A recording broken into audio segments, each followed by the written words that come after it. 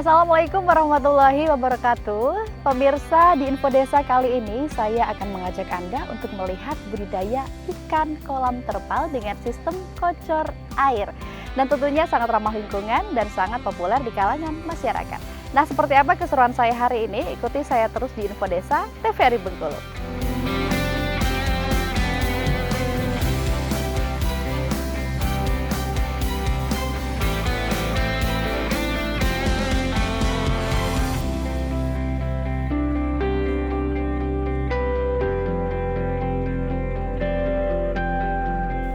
Info Desa kali ini, kita akan melihat peluang usaha di bidang perikanan dengan teknologi tepat guna dan semangat gotong royong yang dilakukan oleh kelompok Koperasi Mina Mulyasari di Desa Padangjaya, Bengkulu Utara.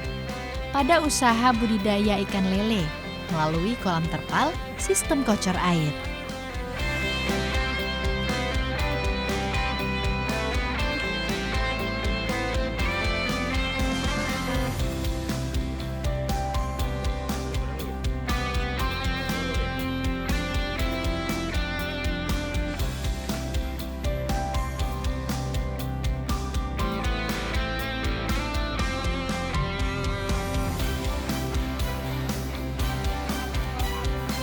Kecamatan Padangjaya telah dikenal sebagai sentra ikan air tawar di Bengkulu Utara.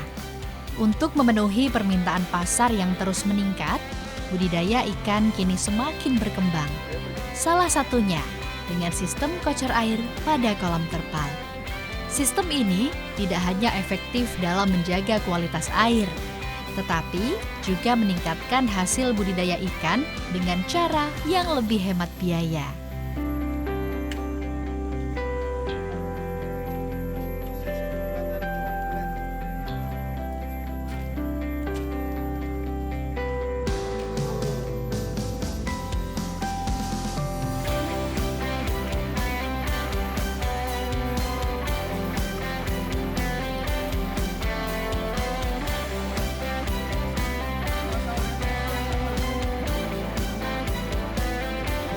Sistem kocor air adalah metode yang menggunakan aliran air yang terus-menerus mengalir, masuk dan keluar dari dalam kolam.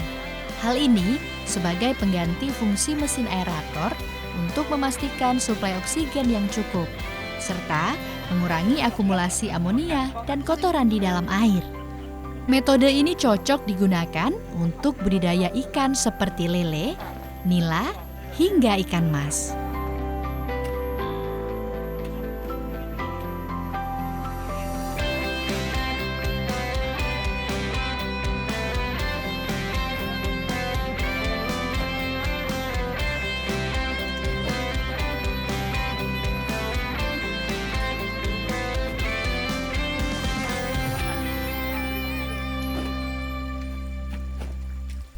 Koperasi Mina Mulyasari saat ini tengah membangun 21 kolam terpal untuk budidaya lele. Dengan diameter 4 meter, satu kolam mampu menampung 3.000 ekor ikan yang ditargetkan waktu panen maksimal 2 bulan. Sistem ini sangat cocok dengan kondisi alam Desa Padangjaya yang memiliki sumber air yang melimpah. Selain itu, metode ini dipilih kelompok Koperasi Mina Mulyasari karena aliran listrik di desa sering padam.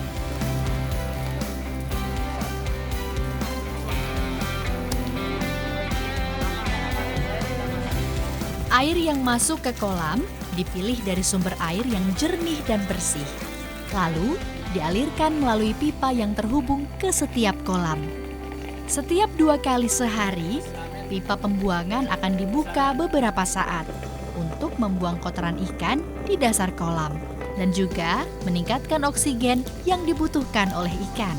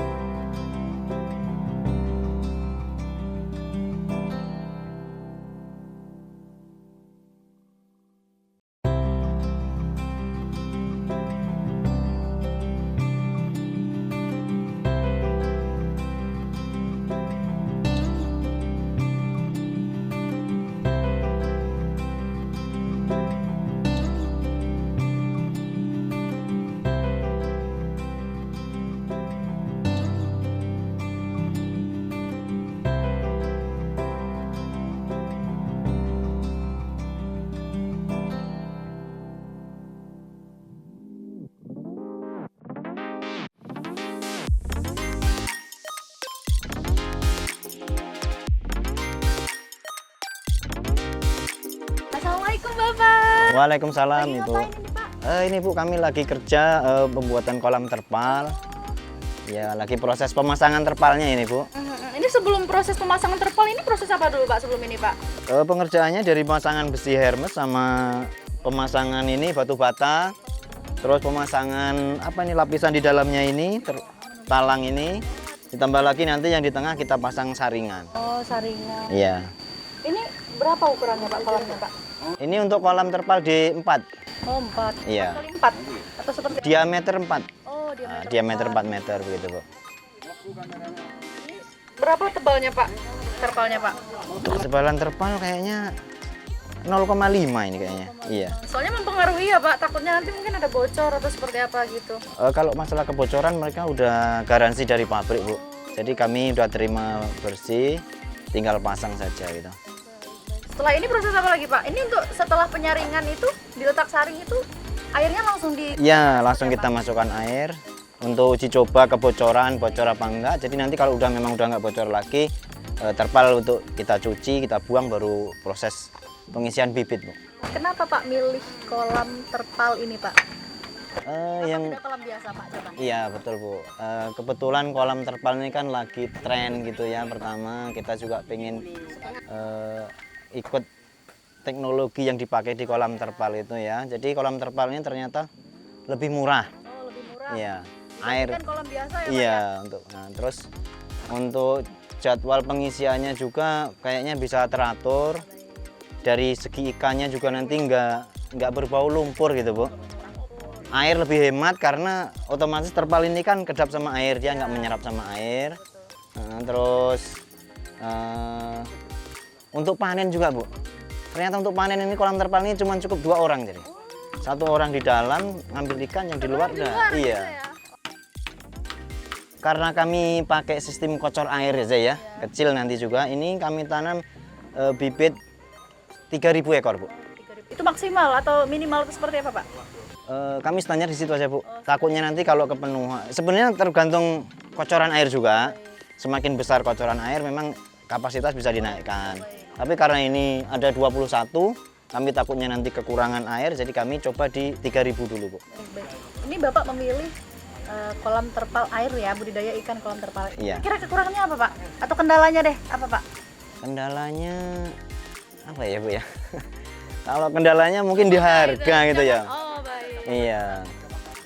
Kalau di kolam terpal ini yang jelas karena pabriknya kan di Pati semua, di Jawa ya, bukan di Provinsi Bengkulu. Jadi melalui proses pengiriman iya, yang lama seperti itu ya Pak ya. Jadi harganya tetap lebih mahal karena pengiriman jauh ya. Tapi dari harga ya Pak ya. Tapi kalau kendala di budidaya barangkali nanti di harga pakan yang mahal Bu. Harga pakan yang mahal. Iya. Kalau misalkan kolam biasa, apakah harga pakannya itu berbeda Pak dengan kolam ini Pak? Tidak Bu, sama. Oh sama Iya gitu ya? sama ya. Kalau harga pakan tetap, cuman kan gimana ya? Istilahnya itu kalau di kolam tanah itu kapasitasnya lebih besar, Ya, betul. pakannya otomatis lebih banyak. Kalau ini kan cuma sekitar 3.000, pakannya lebih. Menyesuaikan kapasitasnya seperti itu ya Pak. Iya. Satu kolam yang Iya. notabene-nya hanya mungkin kurang lebih 3.000 ekor maksimal. Iya, 3.000 ekor. Standarnya. Pak ini seperti apa Pak sistem airnya Pak seperti apa? Air seperti ini Bu, yang sudah jadi barusan ini seperti ini Bu. Boleh Ini. kita lihat ke sana, Oh, Pak? Iya. enggak Bu. Begini. Yang selesai proses kita pemasangan terpalnya, kita isi air, nanti kita rendam sama kita cuci. Jadi baru proses apa namanya ya, berani untuk pengisian bibit. Iya. Kira-kira Pak berapa lama ini Pak pengisian air Pak ini Pak yang di sini Pak? Tadi sekitar 1 minggu Bu. Kalau penuhnya ya. Iya. Kalau penuhnya tergantung besarnya air. Tapi kalau untuk proses pembersihan terpal nanti sekitar 1 minggu baru kita berani isi bibit lagi gitu. Boleh kita lihat yang sudah ada benih ikannya Pak? Boleh Bu, di ujung Bu. Ya, mari. Proses perendaman nanti kalau sudah kita cuci bersih baru kita isi air lagi, kita ini Bu yang udah uji coba kami Bu ya. Nih kami uji coba untuk pengisiannya. Nah ini Bu, ini yang sudah kami coba tebar. Ini proses baru pertama kali yang ini. Jadi air sudah siap baru kami masukkan bibit. Jadi kelanjutannya nanti kami pakai sistem kocor seperti ini Bu, kocorannya Bu. Oh iya, berbeda dengan yang di sana tadi ya Pak? Ya, ini kocoran nanti. Jadi seiring ikannya nanti tumbuh lebih besar, kocorannya kita berbesar begitu Bu. Oh baik-baik, berarti Iya. kocoran air ini sesuai dengan ukuran si ikan itu tadi. Betul Bu, iya. Jika ikannya masih kecil maka kocorannya kecil. Iya, iya Bu. Menyesuaikan dengan ukuran ikannya. Iya, jadi kebutuhan oksigen kan dia berbeda-beda Bu. Otomatis semakin besar nanti semakin besar pula kebutuhannya gitu. Air itu sendiri Pak, kalau di kolam terpal seperti ini apakah nanti akan diberikan obat atau seperti apa Pak? Berbeda dengan kolam yang biasa seperti itu. Nah, itu salah satu keuntungan dari kolam bulat Bu ya. Jadi untuk kotorannya nanti bisa kita buang melalui pipa outletnya. Jadi nanti petani juga kita arahkan untuk pagi sore untuk selalu membuang kotoran dari ikan itu. Nah, jadi untuk membuang kotoran dari ikan tuh untuk mengurangi amonia di dalam dasar kolam kita bisa buang melalui ini Bu. Jadi ya atau kita iya dilepas nanti mereka akan buang sendiri airnya. Setelah beberapa menit setelah airnya nanti bersih kita tutup lagi gitu. Dan ini dilakukan 2 kali sehari Bu, pagi dan sore hari untuk buang amonia di dalam kolam ini sendiri.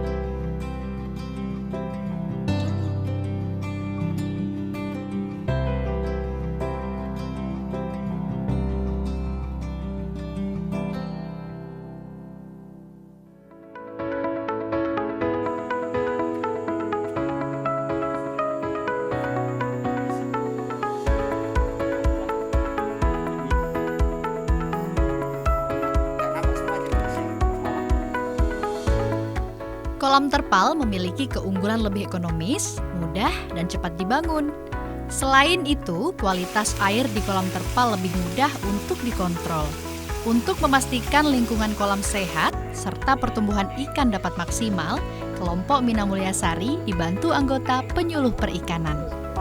Jadi kami sebagai penyuluh menyambut baik upaya yang dilakukan oleh anggota koperasi sebagai bentuk upaya untuk pengembangan usaha koperasi melalui usaha budidaya ikan lele di kolam terpal.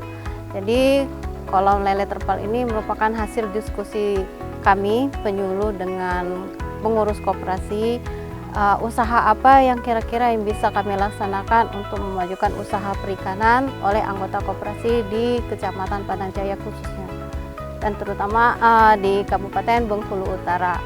Jadi memang budidaya lele ini sebenarnya sudah lama dikembangkan oleh pembudidaya di Kecamatan Padang Jaya. Namun mengapa kami saat ini memilih menggunakan media kolam terpal? Salah satu alasannya adalah untuk kemudahan pemeliharaan lele di kolam terpal itu sendiri. Dan kemudian kolam terpal ini bisa dibudidayakan di lingkungan rumah. Artinya tidak membutuhkan biaya yang besar. Kalau kolam tanah itu membutuhkan biaya yang cukup besar.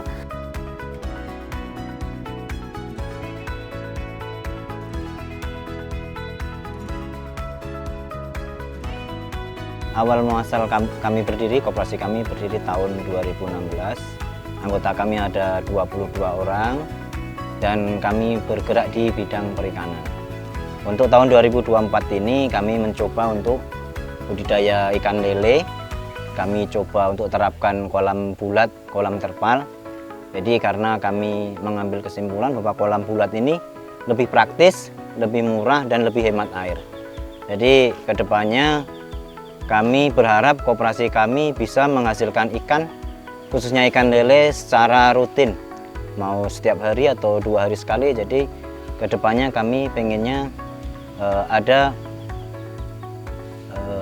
panen di hari-hari tertentu gitu.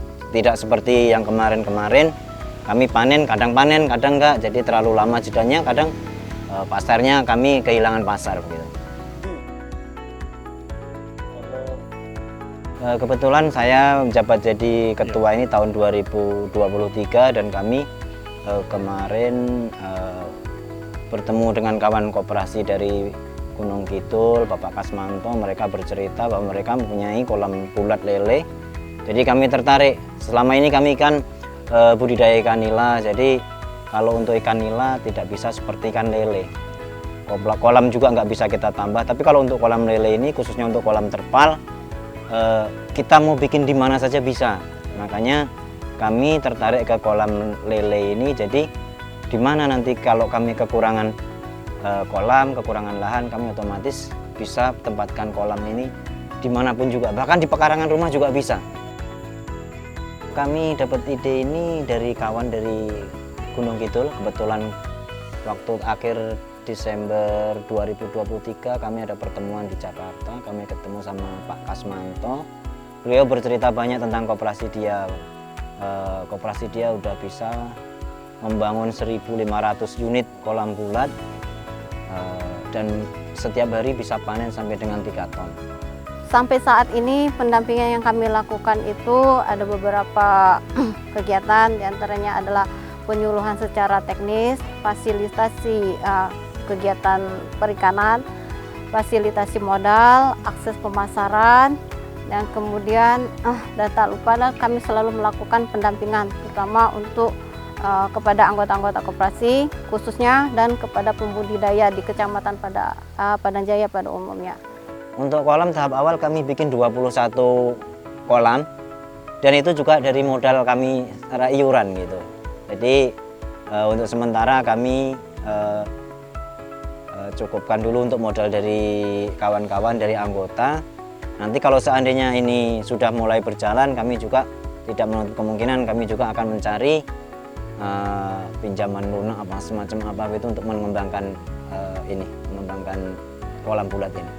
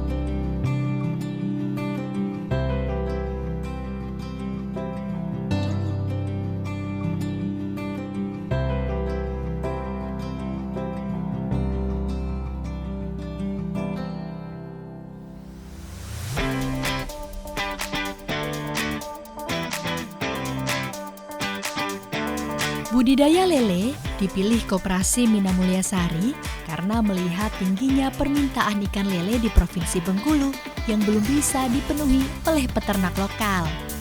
Setiap bulan, sedikitnya 15 ton kebutuhan lele Provinsi Bengkulu. Sebagian besar masih dipasok dari provinsi tetangga. Peluang itulah yang dilirik kelompok petani ikan di Bengkulu Utara ini. Jadi memang kita mau nggak mau harus mengikuti zaman juga, karena nggak mungkin kita berguru ke seseorang, padahal di tangan kita juga ada YouTube, ada tutorial yang lebih lengkap. Jadi kita juga mengambil ilmu yang paling dekat dan yang paling murah, barangkali seperti itu. Kita semua menjadi anggota koperasi supaya meringankan beban dan beban dari anggota supaya bisa bersilaturahmi dan selanjutnya bisa meringankan beban kehidupan dan ekonomi kita supaya menjadi maju, Bu. Alhamdulillah melihat kegiatan koperasi Mina Mulia Sari di Dusun 3 Desa Padang Jaya memberikan motivasi dan juga memberikan apresiasi kepada seluruh masyarakat, terutama di Dusun 3 dan umumnya di Desa Padang Jaya, yang mana dapat menunjang daripada program ketahanan pangan yang sekarang ini baru dijalankan oleh pemerintah. Dampak positifnya yaitu masyarakat bisa memanfaatkan daripada ibaratnya lahan-lahan pangan ataupun lahan-lahan yang belum ketanaman, sehingga dapat bermanfaat untuk menunjang daripada perekonomian terkhusus kepada anggota dan juga kepada masyarakat lainnya, bila mana memberikan motivasi untuk kedepannya dapat mengikuti daripada program koperasi yang berkenaan dengan ketahanan pangan tersebut. Oke, harapan kami tentunya dari Koperasi Mina Mulia Sari, kami mengajak kepada masyarakat, baik itu anggota maupun masyarakat sekitar, untuk kita berbudidaya ikan lele. Usaha yang dilakukan oleh Koperasi Mina Mulia Sari bukan hanya mendukung ekonomi lokal, tetapi juga berkontribusi dalam memastikan ketersediaan ikan sebagai protein penting untuk masyarakat.